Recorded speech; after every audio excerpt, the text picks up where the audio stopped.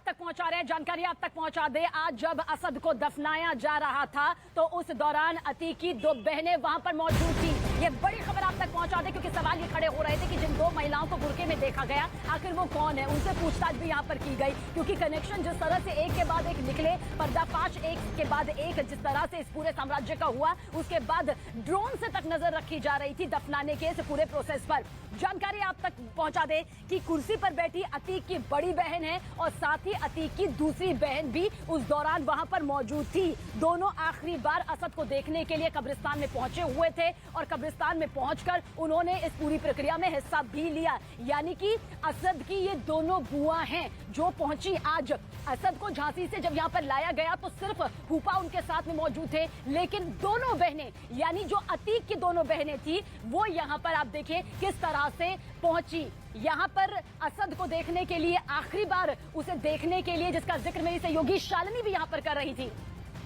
और आप देखिए उम्मीद यहाँ पर हालांकि नहीं जताई जा रही थी, उम्मीद नहीं थी किसी को कि कोई परिवार का सदस्य होगा। सबको लग रहा था कि नाना यहाँ पर होंगे, इसके अलावा चंद वो लोग होंगे जो कि अपने आप को सबसे ज्यादा करीबी उस दौर में कहा करते थे। करोड़ों का साम्राज्य यहाँ पर था लेकिन कोई भी यहाँ पर पहुंचा नहीं। अमित मेरे सहयोगी हमारे साथ इस वक्त मौजूद है। अमित, दो बुरके में जो महिलाएं थी वो अब बताया जा रहा है कि असद की बुआएं थी, यानी कि अतीक की बड़ी बहन और अतीक की दूसरी बहन जो दिखाई भी दे रही हैं।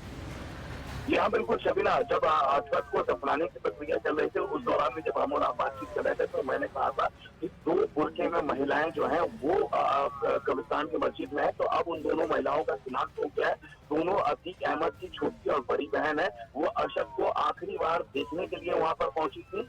तो जैसे ही वो कब्रिस्तान की मस्जिद में पहुंची थी बाकायदे उनकी तलाशी दी गई थी। तलाशी लेने के बाद जो महिला पुलिस थी वो उनको मस्जिद में अंदर ले गई। उन्होंने आखिरी बार असद को देखा और देखने के बाद उन्हें महिला पुलिस ने अपने साथ लेकर नजदीकी पुलिस स्टेशन गई है। वहाँ उनसे पूछताछ की जा रही है इस वक्त। जी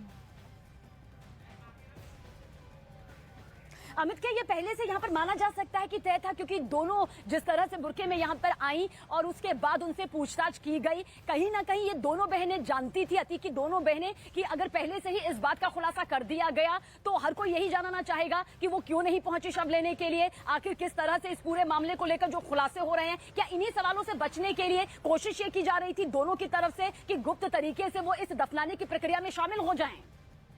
देखिए, आखिरकार असद जो है उनका करीबी था, दिल के काफी करीब था। ऐसे में जो वकील की तरफ से बयान आया था कि नाना और मामा जाएंगे उसकी बॉडी को क्लीन करने और उसकी बॉडी को झांसी से लेकर आएंगे, तो किसी ने कभी ये सोचा नहीं था कि अतीक अहमद, हम जरूर ये बता रहे थे दर्शकों को तो आखिरकार असद को आखिरी बार देखने के लिए देखना होगा कि उसके कौन कौन से करीबी यहाँ पर पहुंचते हैं।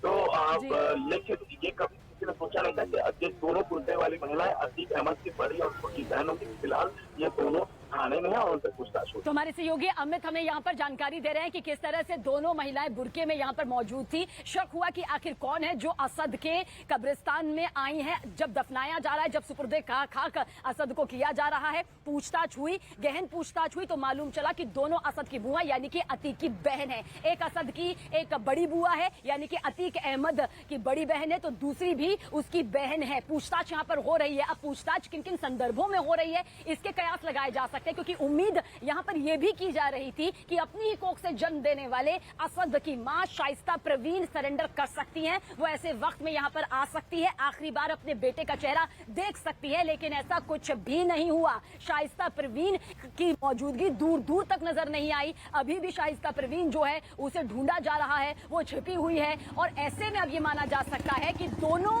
बुआओं से यानी कि अतीक की बहनों से और असद की इन दोनों बुआओं से सख्त पूछताछ इसे लेकर भी की जा सकती है। यानी कि